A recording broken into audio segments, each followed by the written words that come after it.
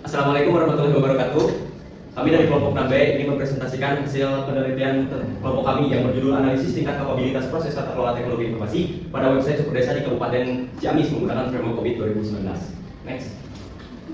Nah, kami dari kelompok 6B yang terdiri dari saya sendiri dengan nama Diki Arisman, lalu ada teman saya Haikal Tuana, lalu yang ketiga ada Gidi Adi Wijaya, dan yang keempat ada Muhammad Lumasa.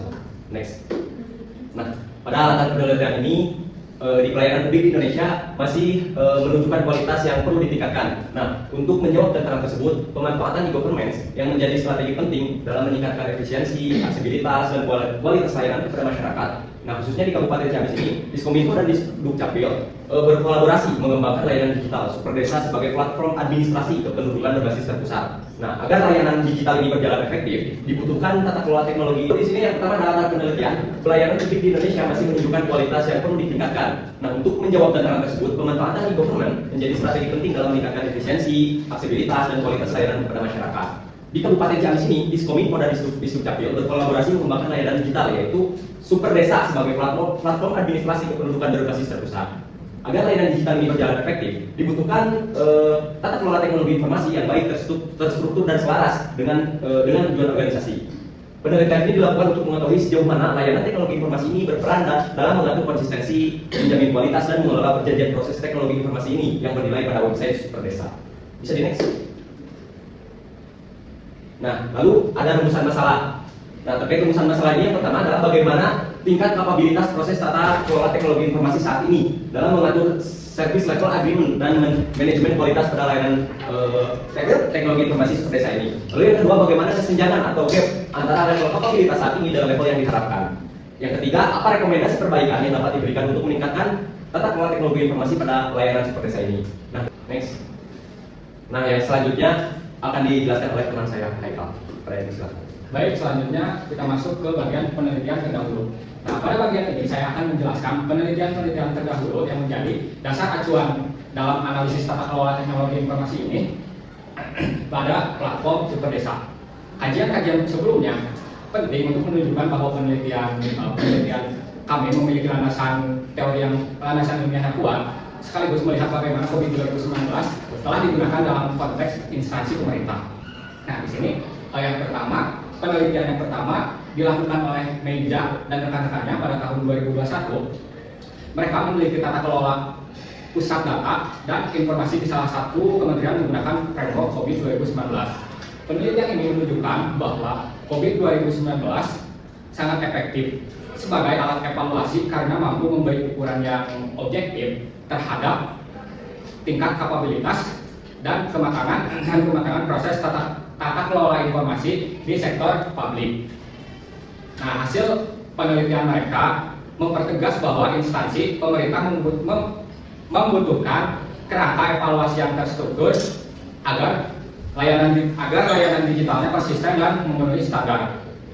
Nah, selanjutnya untuk penelitian kedua dilakukan oleh Herianto dan rekan-rekannya pada tahun 2022 pada kantor Kementerian Agama Kabupaten Pesawaran Provinsi Lampung menggunakan framework COVID 2019. Nah, dan juga khususnya menggunakan domain APO 09 dan APO 011, sama seperti penelitian kami. Hasil penelitian mereka menunjukkan bahwa capability level berada di kisaran 2,86 sampai 3,69. Sementara target instansi publik adalah 4.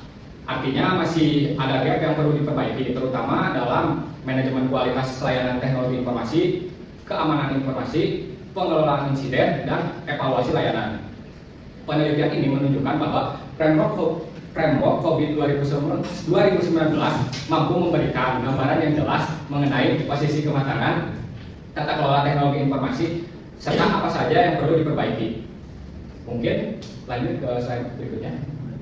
Selanjutnya adalah metodologi yang kami gunakan pada penelitian ini. Penelitian ini menggunakan metode analisis kuantitatif dan kualitatif, dari mana analisis data mencakup harapan dan pengukuran kemampuan, pengelolaan kesalahan persetujuan, dan pemantauan kualitas layanan dari aplikasi Super Desa.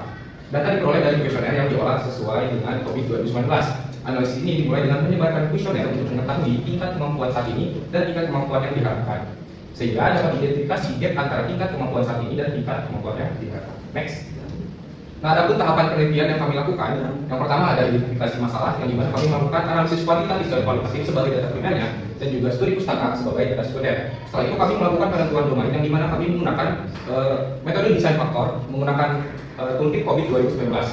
Setelah itu kami melakukan pembuatan kuesioner, yang dimana itu bertujuan untuk pengumpulan data.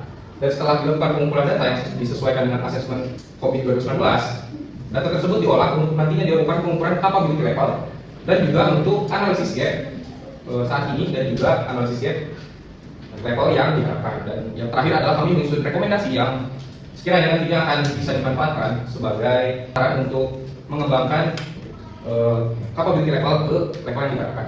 Next. Oke, sekarang kita masuk ke pembahasan. Yang pertama adalah hasil dari analisis desain faktor. Dari analisis desain faktor ini terdapat beberapa domain yang memiliki skor cukup tinggi. Yang pertama ada APO 4, APO 8, APO 9, dan juga APO 11. Namun pada penelitian kami hanya mengambil dua domain, yakni APO 9 dan juga APO 11. Terus next. Nah, berikut adalah hasil dari pengukuran capability level pada domain APO 9. Dapat dilihat di sini bahwa di level 2 kami ada 4 governance practice dengan masing-masing satu aktivitas, dengan akumulasi nilai rata-ratanya pada nilai 96,25, yang dimana kondisi penilaian tersebut memenuhi untuk dilanjutkan ke tingkat selanjutnya. Begitu pula dengan level 3, level 4, dan juga level 5 selanjutnya. Nah, selanjutnya adalah pengukuran untuk domain APO 11. Di APO 11 ini di level 2-nya kami menggunakan 3 governance practice dengan masing-masing 2 aktivitas dengan akumulasi nilai rata-ratanya 96, yang dimana kondisi penilaian tersebut lagi-lagi teoria ataupun dapat dilanjutkan ke level berikutnya. Begitupun dengan level 3, level 4, dan juga level 5. Selanjutnya. Nah, selanjutnya adalah pembahasan mengenai hasil pengukuran kuesioner capability level pada APO 9. Lebih lanjutnya yang akan dijelaskan oleh teman saya. Oke. Baik, di sini saya akan membahas bagian pembahasan. Di sini yang pertama ada hasil pengukuran kuesioner capability level pada APO 09. Nah, berdasarkan hasil rekap dari penyebaran kuesioner capability level ini diperoleh rata-rata dari proses domain APO 09 dengan capability level 2 sampai capability level 5 tersaji dalam gambar grafik yang di samping ini.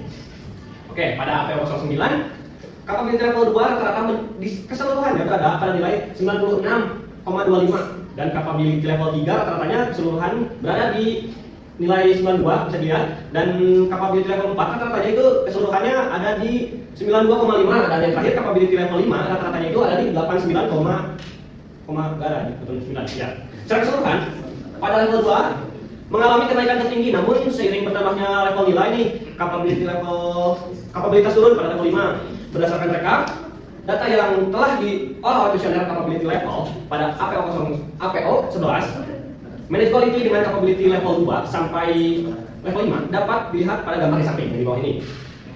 Nah, didapat temuan bahwa pada level 2 rata-rata nilai keseluruhan ini pada 96 ya, dan capability level 3 ada 95. Dan yang capability level 4 itu ada di 93,75, dan yang terakhir capability level 5 ada di 88,75. Nah, secara garis besar pada hasil kuesioner ini mengalami penurunan yang disebabkan oleh pengujian yang semakin kompleks, terutama pada level 5 pada penilaian subdomain yang berpengaruh pada hasil rata-rata akhirnya. Lanjut. Oke, di sini ada temuan gap sesuai standar COVID 2019 untuk instansi pemerintah. Proses layanan publik digital seperti Super Desa idealnya 4 berada pada target level 4. Secara matematis, level 4 bernilai 4, sedangkan level aktual APO 09 menunjukkan bahwa proses dapat menjalankan aktivitas level 2 sampai level 4 secara optimal. Tetapi, tidak seluruhnya memenuhi karakteristik proses level 4 dan level 5. Demikian, gap level 4 terhadap kondisi aktual menunjukkan selisih kecil. Artinya, terdapat selisih satu tingkat kapabilitas yang harus dicapai agar proses benar-benar memenuhi standar level 4 COVID 2019. Jika analisis berdasarkan konteks faktual, meskipun nilai aktivitas berada pada rentan lebih dari 90%, hasil wawancara dan temuan lapangan menunjukkan bahwa elemen-elemen inti dari level 4 belum sepenuhnya terpenuhi, khususnya pada aspek dokumentasi SLA, pemantauan KPI, dan proses evaluasi vendor. Hal ini menandakan bahwa secara operasional proses berjalan dengan baik, tetapi belum terstruktur dan belum memenuhi pengendalian formal yang dipersyaratkan COVID untuk mencapai level 4. Dengan demikian, gap APO 09 dapat disimpulkan sebagai gap sama dengan 1, yaitu ketidakterpenuhan pengelolaan layanan secara kuantitatif dan terstandar sama seperti APO 09. Berlanjut. Ini yang APO 11. Gap ini muncul karena meskipun skor kuesioner tinggi, namun indikator yang wajib pada level 4 seperti audit kualitas yang terjadwal, pengujian sistem yang terdokumentasi, mekanisme kontrol kualitas berbasis data, dan proses evaluasi mutu secara rutin belum terpenuhi berdasarkan temuan wawancara dan hasil pembahasan laporan kami. Selain itu, ketiadaan prosedur continuous improvement menyebabkan proses APO 11 belum mencapai karakteristik level 5. Gap APO 11 juga organisasi masih perlu meningkatkan mekanisme agar memenuhi standar level 4 COVID 2019. Oke, lanjut. Nah, rekomendasi akan dibahas oleh teman saya. Dari pembahasan capability level dan temuan gap, di sini dapat kita lihat untuk rekomendasi, yaitu terdapat dua, yaitu ada rekomendasi APO 09 dan rekomendasi APO 11. Nah, untuk rekomendasi APO 09 ini, yaitu organisasi perlu membuat SLA yang lebih lengkap, mencakup standar layanan, waktu respon, waktu pemulihan, dan indikator kinerja yang terukur. Selain itu, perlu diterapkan monitoring layanan rutin melalui KPI formal, disertai evaluasi berkala terhadap proses internal maupun kinerja vendor. Semua hasil monitoring dan evaluasi harus didokumentasikan secara terstruktur agar proses APO 09 memenuhi standar capability level 4. Nah, yang selanjutnya ada rekomendasi APO 11. Organisasi ini juga perlu membangun kerangka manajemen kualitas atau quality management framework yang mencakup prosedur pengujian, standar kualitas, audit mutu, dan indikator kualitas yang dapat diukur. Pengujian sistem harus dibuat lebih terstandar dan terdokumentasi lengkap, termasuk uji beban, keamanan, dan UAT. Audit kualitas harus dilakukan secara rutin dan hasilnya digunakan untuk perbaikan berkelanjutan sehingga APO 011 mencapai capability level 4. Next. Dari pemaparan yang telah dilakukan oleh rekan-rekan saya, maka di sini dapat disimpulkan. Nah, berdasarkan hasil penelitian mengenai tingkat kapabilitas tata kelola teknologi informasi pada layanan digital super desa menggunakan COVID 2019 pada domain APO 09 dan APO 11, dapat disimpulkan bahwa kedua proses telah menunjukkan pelaksanaan yang baik dengan nilai capability di atas 90%. Nah, ini menandakan bahwa aktivitas operasional terkait perjanjian layanan dan pengelolaan kualitas berjalan konsisten serta memenuhi sebagian besar praktik yang diharapkan. Namun, terdapat aspek penting yang belum dipenuhi seperti ketiadaan SLA yang terstruktur, belum adanya KPI formal, pengujian kualitas yang belum terdokumentasi, tidak adanya audit mutu berkala, serta belum diterapkan kontrol kualitas berbasis data dan continuous improvement. Oleh karena itu, meskipun tata kelola TI pada sumber desa telah berada pada tingkat kapabilitas yang baik, penguatan pada aspek formalitas, dokumentasi, serta pengukuran yang lebih terstruktur masih diperlukan. Implementasi rekomendasi serta penyusunan SLA, penetapan KPI, pelaksanaan audit, pengujian kualitas secara berkala, serta pengembangan kerangka manajemen kualitas yang terstandar sangat penting untuk meningkatkan efektivitas tata kelola TI dan kualitas layanan publik secara keseluruhan. Nah, itu tadi merupakan pemaparan dari keseluruhan penelitian yang telah kami lakukan. Sekarang kami ada sesi diskusi atau bertanya jawab. Bagi rekan-rekan yang mempunyai pertanyaan, silakan untuk mengajukan tangan. Boleh, Loren. Saya bertanya, tadi kan dari hasil pengukuran desain faktor, ya, itu untuk domain 204 itu memiliki skor yang tinggi ya.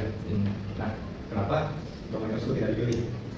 Terus ternyata menggunakan dua domain saja, yaitu APO 09 dan APO 11. Nah juga, apakah dengan memilih dua domain itu bukan berpotensi menimbulkan bias dan kekurangan dalam cakupan auditnya? Yang baik. Mas Bro, kalau saya harus kami tanya dulu kan, sangat kritis ya teman. Nah, memang ya APO 9 tersebut tadi memiliki skor yang tinggi dalam desain faktor. Namun laporan itu menjelaskan bahwa berbatasan penelitian itu hanya difokuskan pada evaluasi SLA pada APO 9 dan kualitas layanan pada APO 11 karena keduanya tersebut paling sesuai dan langsung berpengaruh pada performa dan mutu layanan publik dari sebuah desa. Ini sejalan dengan hasil yang telah kami lakukan, terutama dalam wawancara yang menjelaskan bahwa permasalahan utama organisasi berada pada SLA yang belum terstruktur. Jadi mana artinya pemilihan APO 9 dan APO 11 bukan didasarkan pada skor tinggi semata, tapi prinsip layanan dan relevansi terhadap problem inti layanan seperti dari sisi dari sisi audit ini tidak menimbulkan bias ya, karena cakupan itu dipersempit disesuaikan sesuai dengan materialitas area yang paling berdampak pada kualitas layanan publik. Itu mungkin jawaban dari saya. Apakah sudah cukup dan puas? Puas. Terima kasih. Mungkin satu lagi ya pertanyaannya. Apakah ada boleh Mas Rida? Baik, ini bertanya. Jadi sumber desa ini melibatkan organisasi apa aja tadi? Nah, untuk pengelolanya sendiri ada dari Diskominfo dan untuk apa sih namanya adminnya, super adminnya ada di Capil dan usernya tersebut ada dari desa-desa yang berada di Kabupaten Ciamis. Gitu. Nah, jadi Diskominfo ini sudah menerapkan continuous improvement enggak terhadap si sumber desa ini? Nah, terus kalau misalkan belum konsekuensi terhadap level 5 supaya kepada level 5 itu gimana? Oke, baik. Berdasarkan pertanyaan tadi yang tidak disampaikan, berdasarkan hasil analisis kami, memang organisasi belum menerapkan continuous improvement secara formal. Proses evaluasi kualitas juga belum dilakukan secara berkala. Juga tidak ada KPI kualitas yang digunakan sebagai dasar pengukuran. Dan dokumentasi pengujian maupun audit mutu juga belum tersedia. Karena elemen-elemen tersebut merupakan syarat utama pada capability level 5, maka organisasi secara otomatis tidak dapat mencapai level 5, yang dimana itu secara langsung mempengaruhi ataupun menjadi konsekuensi jika tidak tercapainya level 5 tersebut. Ketiadaan mekanisme perbaikan berkelanjutan menyebabkan peningkatan kualitas layanan menjadi reaktif, tidak terukur dan tidak terarah, sehingga tata kelola TI tidak mampu menunjukkan perkembangan mutu layanan secara konsisten. Mungkin itu jawabannya. Apakah Mas Yuda sudah puas? Puas sekali, terima kasih dan jawabannya. Oke, terima kasih. Itu tadi merupakan keseluruhan dari presentasi dari penelitian kami yang telah dilakukan.